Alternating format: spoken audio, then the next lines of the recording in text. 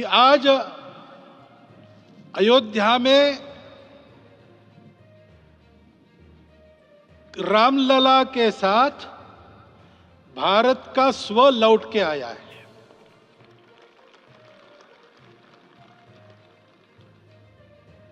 और संपूर्ण विश्व को त्रासदी से राहत देने वाला एक नया भारत खड़ा होके रहेगा, इसका प्रतीक आज का कार्यक्रम बन गया है। ऐसे समय में आपके उत्साह का, आपके आनंद का वर्णन कोई नहीं कर सकता। हम यहां पर अनुभव कर रहे, पूर्ण देश में यही वातावरण है। छोटे छोटे मंदिर के सामने दूरदर्शन पर इस कार्यक्रम को सुनने वाले हमारे समाज के करोड़ों बंधु वहां पहुंच न पाए, ऐसे घर घर के हमारे नागरिक सज्जन, माता भगिनी सब भाव विभोर है, सब में आनंद है, सब में उत्साह है। और ऐसे समय में जोश की बातों में थोड़ी सी होश की बात करने का काम मुझे ही दिया जाता है। आज हमने सुना कि इस प्राण प्रतिष्ठा महोत्सव में पधारने के पूर्व प्रधानमंत्री जी ने कठोर व्रत रखा। जितना कठोर व्रत रखने को कहा था, उससे कई गुना अधिक कठोर व्रताचरण उन्होंने किया। मेरे पुराना उनसे परिचय है, मैं जानता हूं वो तपस्वी है ही, परंतु वो अकेले तप कर रहे हैं, हम क्या करेंगे। अयोध्या में रामलला आए, अयोध्या से बाहर क्यों गए थे,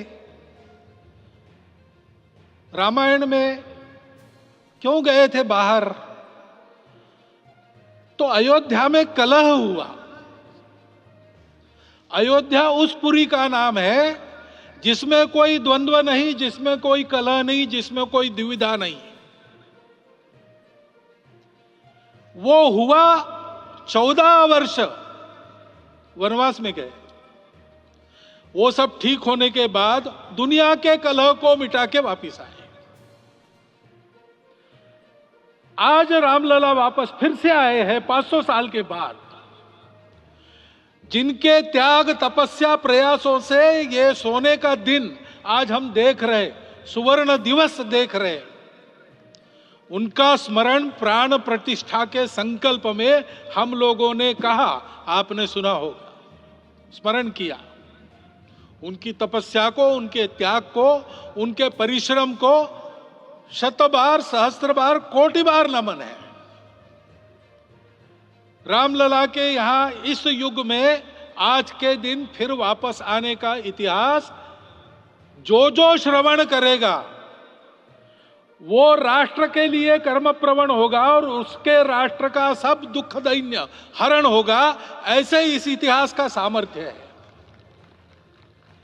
परंतु उसमें हमारे लिए कर्तव्य का आदेश भी है। प्रधानमंत्री जी ने तप किया, अब हमको भी तप करना है।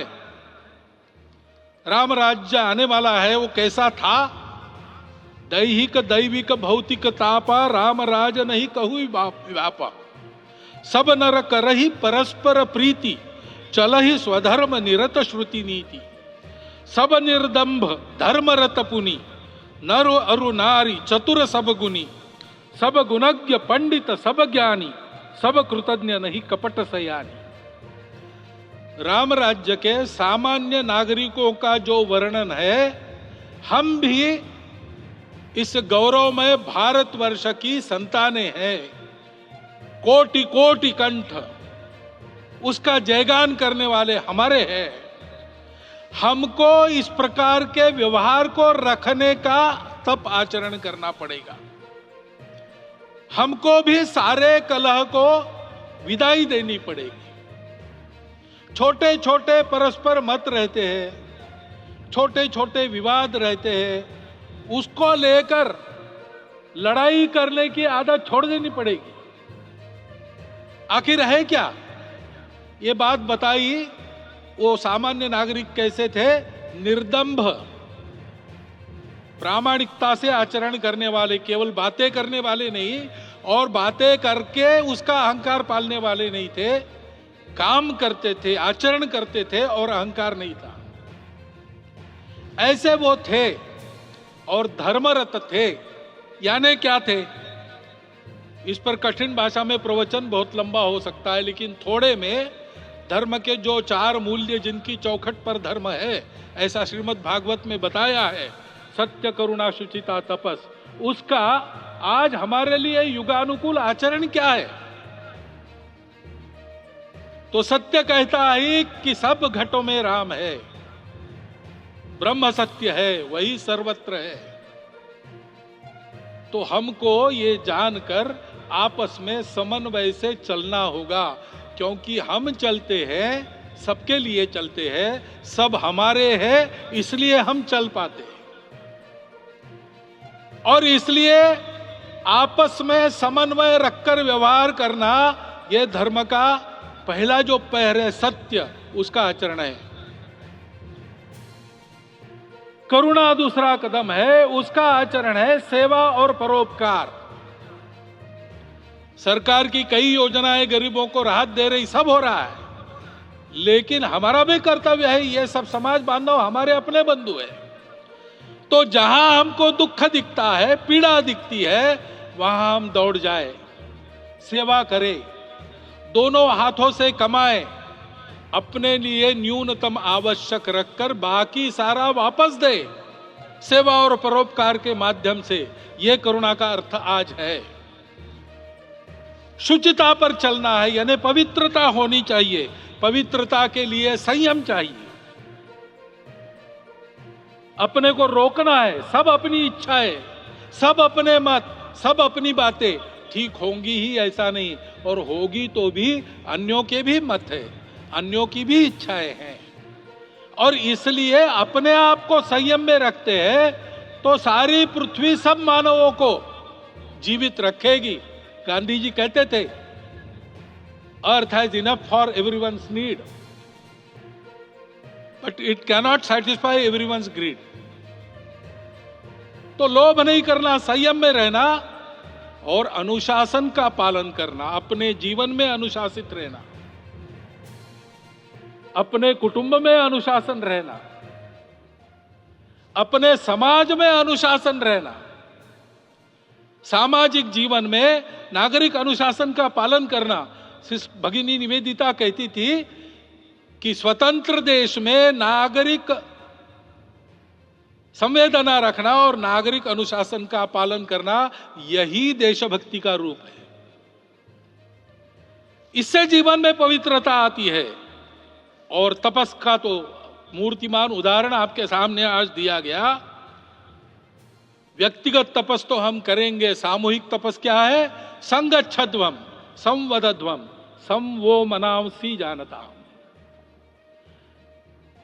हम साथ चलेंगे, बोलेंगे आपस में, उसमें से एक सहमति का संवाद निकालेंगे, एक ही भाषा बोलेंगे, वो वाणी मन वचन कर्म समन्वित होगा और मिलके चलेंगे, अपने देश को विश्व गुरु बनाएंगे। ये तपस हम सबको करना है। 500 वर्षों तक अनेक पीढ़ियों ने लगकर परिश्रम करके, प्राणों का बलिदान देके, खून पसीना बहाकर आज ये आनंद का दिन सारे राष्ट्र को उपलब्ध करा दिया। उन सब के प्रति हमारे मन में कृतज्ञता है। मैं यहां बैठता हूं तो मेरे मन में विचार आता है कि मुझे बिठाया, मैंने क्या किया? वो तो जो उन्होंने किया उसका प्रतिनिधि भी मुझे बनाया गया है। उस प्रतिनिधि के नाते मैं ये अवदान स्वीकार करता हूं और उन्हीं को अर्पण करता हूं। परंतु उनका ये व्रत हमको आगे लेके जाना है। जिस धर्म स्थापना विश्व में करने के लिए राम का अवतार हुआ था, उस धर्म स्थापना को अनुकूल स्थिति अपने आचरण में, अपने देश में उत्पन्न करना, यह अपना कर्तव्य बनता है। रामलला आए हैं हमारे मन को आह्लादित करने के लिए, उत्साही करने के लिए, प्रेरणा देने के लिए, साथ साथ इस कर्तव्य की याद दिलाकर उसमें कृति प्रवण करने के लिए आए हैं। उनका आदेश सर पे लेके हम यहां से जाए। सब लोग तो यहां आ नहीं सके, लेकिन वो सुन रहे, देख रहे। अभी इसी क्षण से इस व्रत का पालन हम करेंगे तो मंदिर निर्माण पूरे होते होते